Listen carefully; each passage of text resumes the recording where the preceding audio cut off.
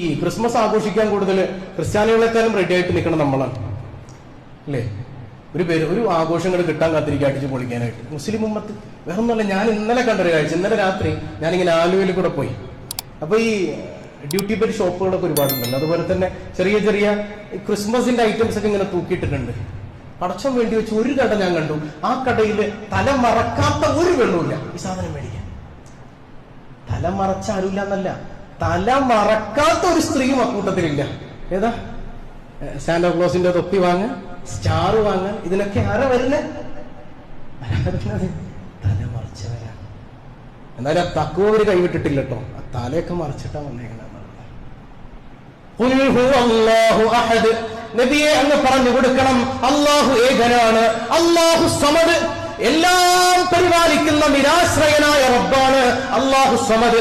ലം യലിദ് വലം യൂലദ്, അവന് സന്താനങ്ങളില്ല, അവന് പ്രസവിക്കപ്പെട്ടതുമല്ല. നബിയേ, ഈസാ നബി അല്ലാഹുവിന്റെ സന്താനമാണെന്ന് വിശ്വസിച്ച് ആരൊക്കെയോ ചേർന്ന് നടത്തുന്ന ആരാധനകളിൽ, അനുഷ്ഠാനങ്ങളിൽ മുസ്ലിം ഉമ്മത്തെ നിനക്കെന്താണ് കാര്യം? നമുക്കെന്താണ് കാര്യം? നമ്മൾ എന്തിനാ അതിന് പോയി തലവെച്ച് കൊടുക്കുന്നേ? അവരാഘോഷിച്ചോട്ടെ, അവരുടെ ദൈവത്തിന്റെ ആചാരങ്ങൾ അവർ ആഘോഷിച്ചോട്ടെ. നമ്മൾ അതിൽ പോയി പങ്കെടുക്കേണ്ടതിന്റെ ആവശ്യകത എന്താണ്? ഇപ്പൊ നക്ഷത്രം തൂക്കുന്ന മുസ്ലിം വീടുകളുണ്ട്, വളരെ ചുരുക്കമാണെങ്കിലും. നക്ഷത്രം എന്താണ്? ബത്ലഹേമിൽ ജനിച്ച ദൈവപുത്രനെ കാണാനായി ജ്ഞാനികൾ ഇങ്ങനെ നടന്നു പോകുമ്പോ അവർക്ക് വഴികാട്ടിയ നക്ഷത്രത്തിന്റെ ഓർമ്മയ്ക്കാണ് നക്ഷത്രം വീടുകളിൽ തൂക്കുന്നത്. നമ്മളൊരു രസത്തിന് തൂക്കണമായിരിക്കും, എന്നാൽ അതിന്റെ പിന്നിൽ ഇങ്ങനത്തെ കഥയുണ്ട്. സാന്റാക്ലോസ് അത് അവരുടെ വലിയ സെയിന്റ് ആയിരുന്നു, അവരുടെ പുണ്യപുരുഷനാണ്. ആ ദേശത്തിലൊക്കെ നമ്മൾ നടക്കേണ്ട കാര്യമുണ്ടോ? ഞാൻ പറഞ്ഞത് മതേതരത്വമെന്ന്.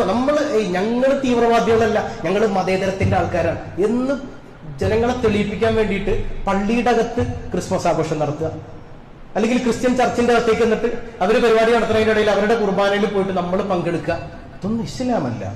അങ്ങനെയൊന്നും ഇസ്ലാം തീവ്രവാദമല്ല എന്ന് തെളിയിക്കേണ്ട ആവശ്യകതയൊന്നും നമുക്കില്ല. നമ്മൾ നമ്മുടെ ദീൻ മാന്യമായി തുറന്നു പറഞ്ഞ് മുസ്ലിമായി നമ്മളൊന്ന് ജീവിച്ചാൽ മതി. നമ്മൾ മുസ്ലിമായി ജീവിക്കാൻ തയ്യാറാവണില്ല. നമ്മളിൽ എവിടെയാ ഇസ്ലാമുള്ളത്? ഇതൊന്നുമില്ല. ഇപ്പോ ക്രിസ്ത്യൻ മാനേജ്മെന്റ് സ്കൂളുകളിലൊക്കെ നിർബന്ധമായി കുട്ടികളോട് നിങ്ങൾ സാന്റാക്ലോസിന്റെ വേഷത്തിൽ വരണം, നിങ്ങൾ തൊപ്പി വെച്ച് വരണം, നിങ്ങൾ അങ്ങനെ വരണം, ഇങ്ങനെ വരണം. കുട്ടികളൊക്കെ പറഞ്ഞു വിടുക. നമുക്ക് നല്ല സ്റ്റാൻഡ് എടുത്ത് പറയാൻ കഴിയണം, എന്റെ കുട്ടിയെ എന്റെ വിശ്വാസത്തിനെതിരായ ഒരു കാര്യത്തിന് ഞാൻ അയക്കില്ല എന്ന് പറയാൻ എന്തേ നമുക്ക് ചങ്കൂറ്റമില്ലാതായി പോകുന്നത്? എത്രയോ ക്രിസ്ത്യൻ മാനേജ്മെന്റ് സ്കൂളിൽ വലിയ ഹാജിയാരുടെ മക്കൾ പഠിക്കുന്നുണ്ട്. തല മറക്കേണ്ടതില്ല എന്നാണ് ആ സ്കൂളിലെ നിയമം. കുഴപ്പമില്ല, മോള് പോയി പഠിച്ചോ. ആ വിദ്യാഭ്യാസം കൊണ്ട് എന്താണ് സഹോദര നേട്ടം? ധാർമ്മിക മൂല്യമില്ലാത്ത വിദ്യാഭ്യാസം കൊണ്ട് നിനക്കെതിരാകുന്ന സന്താനങ്ങളായി അവരെ കാണാമെന്നല്ലാതെ ഈ സമൂഹത്തിന്, ഈ സമുദായത്തിന്, ഈ രാജ്യത്തിന് എന്ത് ഗുണമാണുള്ളത്? ഒരു ഗുണമില്ല. ക്രിസ്ത്യൻ മാനേജ്മെന്റ് സ്കൂളിൽ പഠിപ്പിക്കേണ്ടെന്നല്ല, നമ്മുടെ ആദർശത്തിന് ഒത്തുപോകാത്തതാണെങ്കിൽ അവിടെ നിന്ന് മാറ്റുക. വേറെ സ്കൂളില്ലാത്ത കുഴപ്പമൊന്നുമില്ലല്ലോ. എന്തോരം സ്കൂളുകൾ ഇവിടെ ഉണ്ട്, എത്രമാത്രം സ്കൂളുകൾ ഇവിടെ നിലവിലുണ്ട്. ഇനി അങ്ങനെയുള്ള സ്കൂളുകളിൽ പഠിക്കുകയാണെങ്കിൽ തന്നെ നമ്മൾ പറയണം, എന്റെ വിശ്വാസ ആദർശത്തിനെതിരാണ് ഈ വിഷയം. എനിക്ക് ഭരണഘടന അനുശാസിക്കുന്നുണ്ട്, ഭരണഘടന അനുശാസിച്ചു തരുന്ന എനിക്കുള്ള റൈറ്റ് ഉണ്ട്. എന്റെ കുട്ടികൾ ഒരിക്കലും ഇത്തരം കാര്യങ്ങളിൽ പാർട്ടിസിപ്പേറ്റ് ചെയ്യുകയില്ല എന്ന് പറയാനുള്ള ധൈര്യം നമ്മൾ കാണിക്കണം. അവരാഘോഷിച്ചോട്ടെ.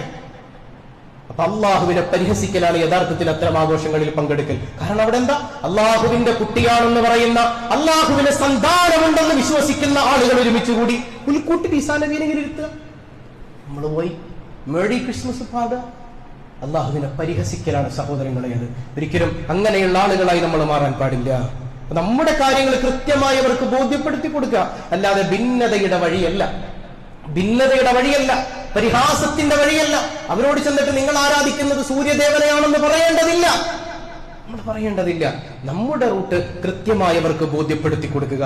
ഒരു മുസ്ലിം കാര്യങ്ങൾ കൈകാര്യം ചെയ്യുമ്പോൾ അതിൽ മാതൃകയുണ്ട്. സയ്യിദുനാ വഹബീബുനാ റസൂലുള്ളാഹ്. വലിയ സംവാദങ്ങൾ നടന്ന കാലഘട്ടം ഉണ്ടായിരുന്നു കേരളത്തില്. പണ്ട് നിലമ്പൂരില് മിഷണറി പ്രവർത്തകർ ഇങ്ങനെ ഇറങ്ങി നടന്നിട്ടുണ്ട് വീടുകൾ തോറും.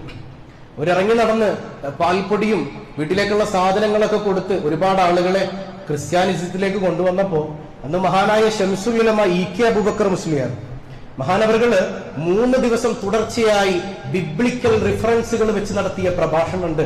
ഒരുപാട് ആളുകളുടെ തെറ്റിദ്ധാരണ മാറി പൂർവ്വസ്ഥിതിയിലേക്ക് തിരിച്ചു വന്ന കഥ ഇന്നും നിലമ്പൂരിൽ പാട്ടാണത്. ഒരുപാട് രേഖപ്പെട്ട് കിടക്കുന്ന ചരിത്ര സത്യമാണ്. പക്ഷെ അന്നും ശംസുൽ ഉലമ പറഞ്ഞൊരു വാക്കുണ്ട്, ഈ പരിപാടി തുടർന്നു കൊണ്ടുപോകാൻ ഞങ്ങൾ ആഗ്രഹിക്കുന്നില്ല. നിരന്തരമായ സംവാദങ്ങൾ അത് ശത്രുതയ്ക്ക് വഴിവെക്കും. ആവശ്യമുള്ള ഘട്ടത്തിൽ ആവശ്യമായത് ആവശ്യമുള്ള സമയത്ത് പറയേണ്ടതുപോലെ പറഞ്ഞാൽ മതി. നിരന്തരം ഇതിന്റെ പിന്നാലെ നമ്മൾ ഇങ്ങനെ ശണ്ട കൂടി പോകേണ്ടവരല്ല. നമ്മുടെ ഭാഗം നമ്മൾ തുറന്നു പറയാ, അതായി ജീവിച്ചു കാണിക്കുക, മുസ്ലിമായി ജീവിച്ചു കാണിക്കുക. ഇന്ന് നമ്മളൊക്കെ സോഷ്യൽ മീഡിയയിലൊക്കെ എല്ലാവരും വലിയ മുഫ്തിമാരാണ്, എല്ലാവരും വലിയ പണ്ഡിതന്മാരെക്കാളൊക്കെ ദീനറിഞ്ഞവരാണ് എല്ലാ ആളുകളും. വലിയ ചർച്ചകൾ നടക്കുക സോഷ്യൽ മീഡിയയിൽ. ചിന്തിച്ചു പോകുമ്പോഴാണ് ഈ ഭാഗമൊക്കെ ഈ ഹദീസൊക്കെ ഇവർ കണ്ടിട്ട് തന്നെ ഉണ്ടോ? എവിടെ നിന്നൊക്കെ ഇങ്ങനെ സോഷ്യൽ മീഡിയയിൽ നിന്ന് കിട്ടും, അത് ഭയങ്കരമായിട്ട് ഷെയർ ചെയ്യും. അതിന്റെ ഇടയിൽ ഏതെങ്കിലും പണ്ഡിതരുടെ അഭിപ്രായം പറഞ്ഞ അയ്യേ താമ്പോടും കമന്റുകൾ വളരെ മോശമായിട്ട് വൾഗറായിട്ട് അതിനകത്ത് ചാറ്റ് ചെയ്യാം. നമ്മളൊക്കെ വലിയ മുഫ്തികളാണ്. നിങ്ങളാണോ ഇവിടെ ദീൻ വളർത്തിയത്? Including me. ഞാനാണോ, നമ്മളാണോ ഈ ദീൻ വളർത്തിയത്? ഇവിടെ സൂക്ഷ്മമായി ഇസ്ലാം അനുസരിച്ച് ജീവിച്ച അള്ളാഹുവിന്റെ സ്വാലിഹീങ്ങൾ, സൂഫികളാണ് ഇവിടെ ദീൻ വളർത്തിയത്. സൂഫി എന്ന് പറയുമ്പോ കള്ളന്മാരുണ്ട് ഒരുപാട്, അവരല്ല. അള്ളാഹുവിനെ അറിഞ്ഞ സ്വാലിഹീങ്ങൾ, സ്വാലിഹീങ്ങൾ, അവരാണ് ഇവിടെ ദീൻ വളർത്തിയത്. അത് പരമത വിദ്വേഷം കൊണ്ടായിരുന്നില്ല, എല്ലാവരെയും ചേർത്ത് പിടിച്ചുകൊണ്ടായിരുന്നു. അത്തരം ചേർത്തുപിടിക്കലിന്റെ സന്ദേശമാണ് എപ്പോഴും നമുക്ക് പറയാനുള്ളത്. അപ്പൊ ഞാൻ ഒരിക്കൽ കൂടെ ഉണർത്തുകയാണ്, മതേതരത്വം എന്ന് പറഞ്ഞാൽ മറ്റു മതസ്ഥന്റെ ആരാധന അനുഷ്ഠാനങ്ങളിൽ പോയി പങ്കെടുക്കലല്ല. അവർക്ക് അവരുടെ ആരാധനയ്ക്കുള്ള അവസരങ്ങൾ നമ്മൾ അനുവദിച്ചു കൊടുക്കുക, അവർക്ക് വേണ്ട സഹായങ്ങൾ ചെയ്തു കൊടുക്കുക. പക്ഷെ നിങ്ങളുടെ ആരാധനകളിൽ പങ്കെടുക്കാൻ ഞങ്ങളില്ല എന്ന് തുറന്നു പറയാൻ കഴിയൽ തന്നെയാണ്, അതിനുള്ള സ്വാതന്ത്ര്യമാണ് യഥാർത്ഥത്തിൽ മതേതരത്വം എന്ന് പറയുന്നത്. അള്ളാഹു നമ്മുടെ നാട്ടിൽ എന്നെന്നും സമാധാനം നിലനിർത്തുമാറാകട്ടെ.